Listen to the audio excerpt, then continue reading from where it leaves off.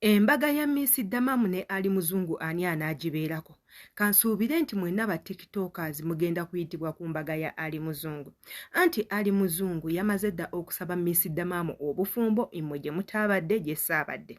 Era ng'ebifaananyi byayitiddeko ku mitimbagano nga Ali Muzungu ali ku mavivi amugamba mukwano ono nfumbirwa.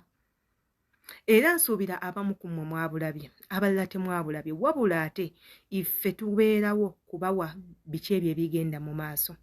Gwe ky'olina okukola kwe kubanga osubscribinga ku YouTube channel yange okwate ku kadenga buli video yonna gye nteekayo ekutuukako bulungi. Ate jjukira nkusaba bambi teweerabira okukonda ku kade.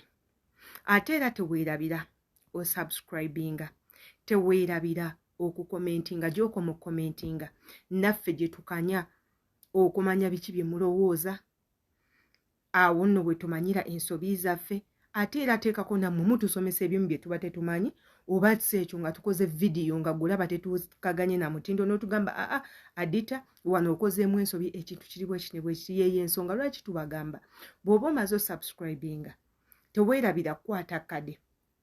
Ate era okomentinge kiba kyamaanyi nnyo. Tugendako mu bigambibwa oba mu bitambulira ku mikutu gyaffe nti embaga ya Ali Muzungu ne Miss Damamu etuuse. Era tulabe ebyo ebifaananyi ebyafulumya abantu abo nga bali babiri. Ali Muzungu nga ali ku maviivi asaba obufumbo bituufu, oba bano bagenda kwewasa oba batulimba. Katusuubire ku luno tebigenda kubanga bya muhazi bandi. Era katusuubire Miss Damamu toli mutusiba katambaala. Katusuubire nti ffe abakuyirawo omubiri toli mu kutubuzaabuza. Ebintu ebyo taabikoowa, wabula ate tunaakola ki mwe mutuwa bye mwagala. Katugendeko mu bifaananyi ate era tukomewo.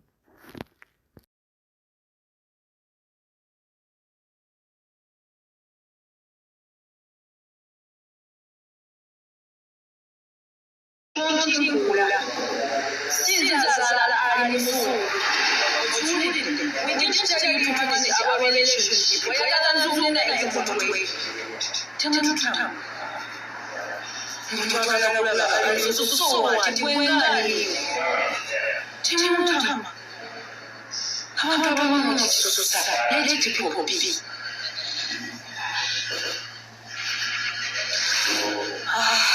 Oyina ezigo yameka ezigo.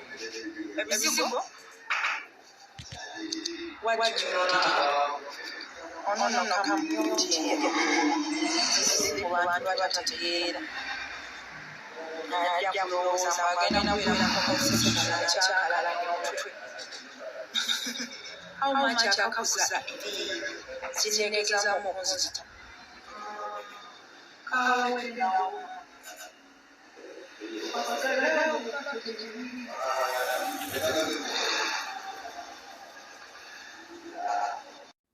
Ebyo bye biri ewa Miss Damamu n'omwami we Ali Muzungu. Era nga bano balabikidde mu butambi bungi nnyo nga bakola emirimu gyabwe, babawadde zi promotions ez'enjawulo, babawadde obulango obw'enjawulo, bakoze buli kalango ka buli kika. Ekireetedde ndowooza n'abalabi okulowooza nti bano bituufu bagenda kwewasa. Ate era waliwo n'akatambi akalabiseeko nga mwana muwala Miss Damamu ali mu kuyomba.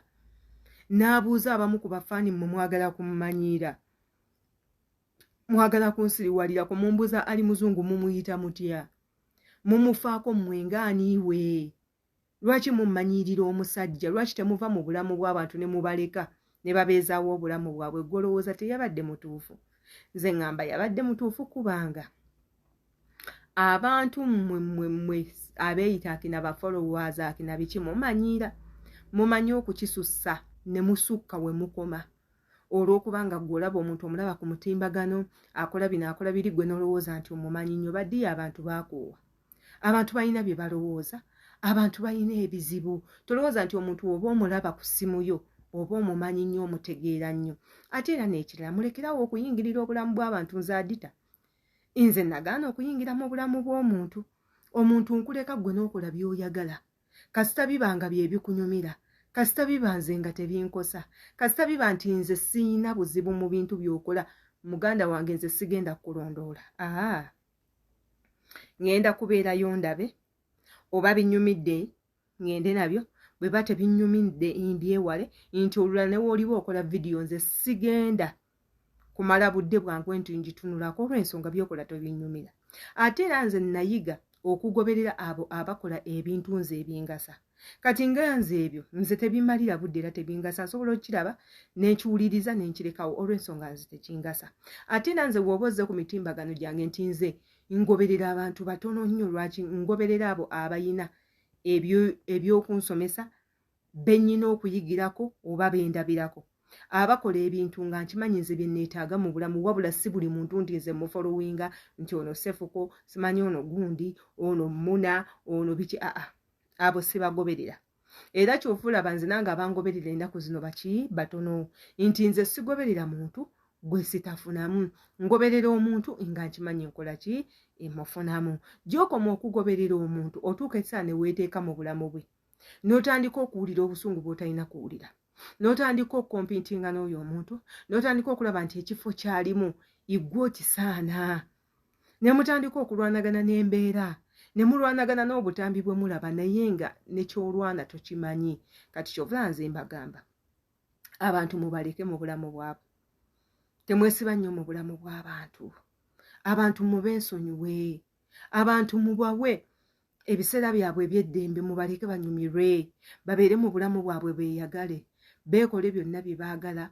Oba oli yeegase ne bbaawe, oba bagenzeko ku kuluwummula, oba bakoze biki, gwe tebirina kuluma nnyo kubanga buli omu yasalawo obulamu bw'alina okubeeramu. Ate era nga n'ebyo bivudde ku Katonda, buli omu yamutegekera wa w'alina okubeera. Bw'aba Katonda yasalawo nti Miss Damaamu bbaawe yagenda okuba ali muzungu ne munaayomba, ne munajjayo ali muzungu yanziba, ali muzungu yanfera, ali muzungu yannebakako n'agenda, ali muzungu yanzaalamu omwana, ate Miss Damaamu bino, Miss Damaamu biri. Muganda wange oba olimba oyo omuntu ekiseera kye kiba kikoze eki, kiba kituuse. Kati mbasaba busabi baddiya muyige okuva mu bulamu bw'abantu, ate era abantu mubawe ekitiibwa, obulamu bwabwe mubuwe ekitiibwa. Yenze Shila Adita kamanye endowooza yo katambe nga bwe kati mbaagala nnyo.